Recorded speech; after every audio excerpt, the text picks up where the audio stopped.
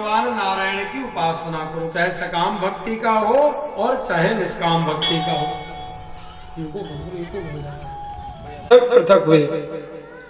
और प्रकृति ने जब पुरुष का दर्शन किया तो उसमें हलचल की स्थिति उत्पन्न हो गई, क्षोभ उत्पन्न हुआ और उससे सर्वप्रथम महातत्व की उत्पत्ति हुई। देखो इस सृष्टि कैसे बना है, सुखदेव जी परीक्षित को बताते हैं। और महातत्व के द्वारा त्रिविध अहंकार की उत्पत्ति हुई, सतोगुण, रजोगुण और तमोगुण, इनकी उत्पत्ति हुई। तमोगुण के द्वारा पृथ्वी, जल, तेज, वायु और आकाश की उत्पत्ति हुई और इन्हीं द्वारा पंच तन मात्राओं की उत्पत्ति हुई, रूप, रस, शब्द, गंध और स्पर्श। और ये सब तमोगुण के द्वारा उत्पन्न हुए। रजोगुण के द्वारा इंद्रियों की रचना हुई। ये जो इंद्रियां ना, रसनेन्द्रियां, घ्राणेन्द्रियां, श्रवणेन्द्रियां, इन इंद्रियों की उत्पत्ति रजोगुण के द्वारा हुई।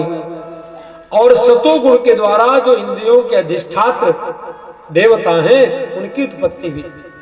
भगवान श्रीमन नारायण प्रभु के नाभि कमल से ब्रह्मा जी का प्राकट्य हुआ। ब्रह्मा जी आए तो देखे चारों तरफ जल ही जल है, कहीं कुछ दिखाई नहीं दे रहा है, मैं क्या करूं। तो उस कमल के तंतु में प्रवेश कर गए ब्रह्मा जी और हजारों वर्ष तक ढूंढते रहे। जब अपने उद्गम स्थान को नहीं प्राप्त कर पाए तो पुनः आकर कमल के पुष्प के ऊपर बैठ गए और बैठ करके सोचने लगे अब मैं क्या करूं।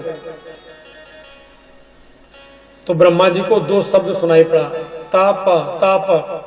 अब देखो पानी कहीं गिरता है ना तो टप टप होता, टपकता है ना, तो दो शब्द सुनाई पड़ा ब्रह्मा जी को, तप तप। अरे ब्रह्मा तुम तप करो।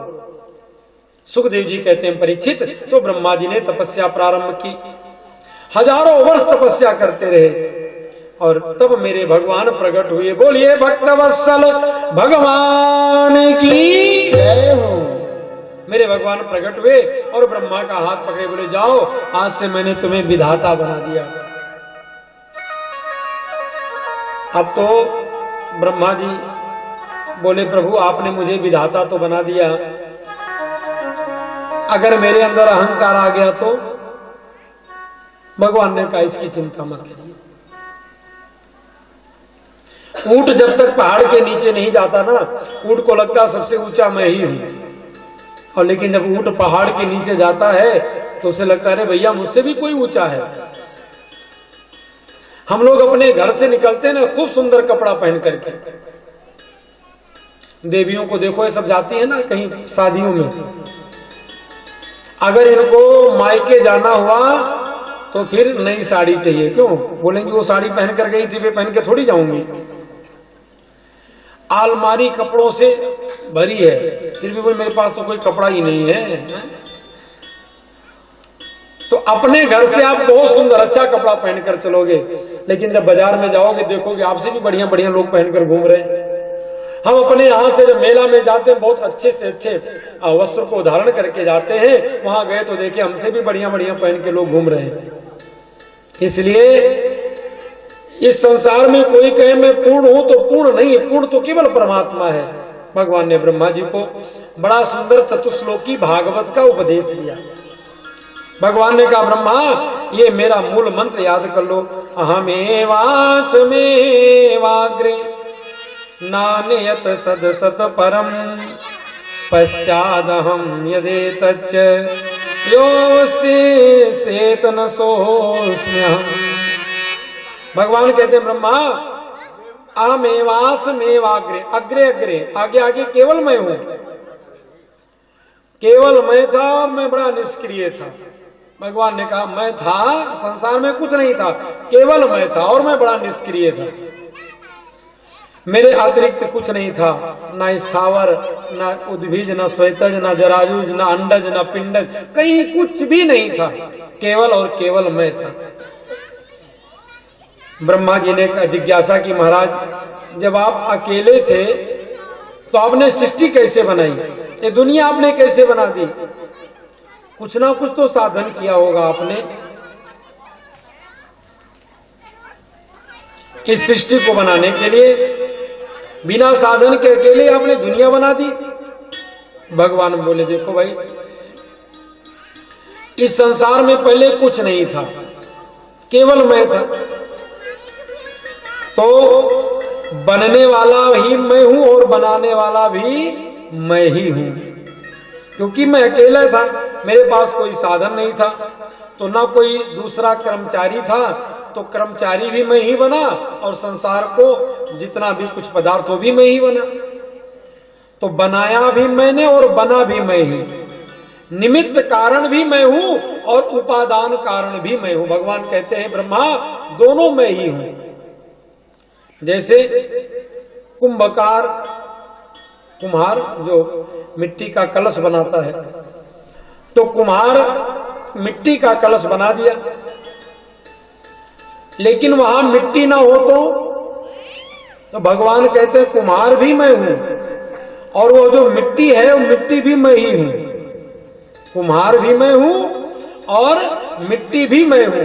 और इस तरह से महाराज घड़ा सकोरा आदि जो भी आप देखो, तो मिट्टी भी भगवान है और बनाने वाले कुम्हार भी भगवान है। लेकिन उस मिट्टी के कितने प्रकार हैं? कोई कहता है घड़ा है, कोई कहता है सिकोरा है, कोई कहता है चुक्कड़ है, कोई कहता है दीपक है, दिया है। तो उसके आकार प्रकार अलग अलग हैं, लेकिन है तो मूल में वह मिट्टी ही। ऐसे ही जैसे सोना, सोने का ईंट ले आओ और ले जाकर सुनार को दे दो, कह दो भैया इसका हार बना दो, इसका कुंडल बना दो, इसकी नथिया बना दो, इसका बाला बना दो, इसकी बिंदिया बना दो। सुनार ने उस सोने का हार बना दिया, बाला बना दिया, कंगना बना दिया, बिंदिया बना दिया।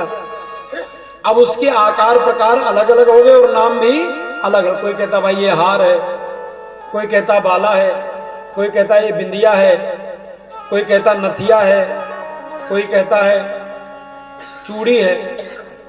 तो उसके आकार प्रकार अलग अलग हो गए और नाम भी अलग अलग हो गया, लेकिन मूल में क्या है? सोना ही तो है। और आप ले गए सुनार के पास, दिए कि भैया सब गला दो, तो सुनार ने सब गला करके पुनः ईंट बना दिया। तो पहले भी सोना था और बनने के बाद भी वह सोना है, और गलाने के बाद जो बचा वो क्या बचा? सोना ही बचा। भगवान कहते हैं ऐसे ही अहमेवास्मेवाग्रे, पहले भी मैं था और जो कुछ भी बना मैं ही बना हूं। तो बनने वाला भी मैं हूं और बनाने वाला। दाल बना लो, दाल सिद्ध कर लो, कितना स्वादिष्ट बनता है। घड़े मटके में दाल जो बनाई जाती है, गोईठा पे जो दाल बनाते हैं ना मटके में, और मिट्टी का चुक्कड़ भी बनता है, उसमें चाय पियो तो उससे पूरा शरीर ही गर्म हो जाता है।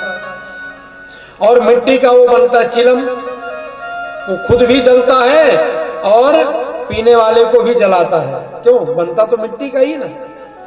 मिट्टी का चिलम भी बनता है जो खुद भी जलता है और पीने वाले को भी जलाता है। मिट्टी का घड़ा भी बनता है जो खुद भी शांत रहता है और प्यासे को भी शांति प्रदान करता है। ऐसे ही मिट्टी के तमाम प्रकार के हैं और ऐसे ही भगवान भी कहते हैं इस बहुत प्रकार के लोग हैं। इसमें किसी को गुस्सा करने में आनंद आता है चिलम की तरह, और किसी को शांति बनाने में आनंद आता है, शांति प्रदान करने में, शांति से रहने में आनंद आता है। तो भगवान कहते हैं जैसे मोर पंख है, मोर भी भगवान है और पंख भी भगवान है। जैसे मकरा, मकरे का जो जाला लगता है ना, तो मकरा कहीं से जाला खरीद के खुद थोड़ी लाता है, तो मकरा स्वयं से वो जाला बुनता है। तो जाला भी मकरे का है और मकरा तो वही है। तो ऐसे ही भगवान कहते हैं कि जो कुछ भी परिलक्षित हो रहा है, दिखाई दे रहा है, ये सब मेरी माया है। कहा अहमेवा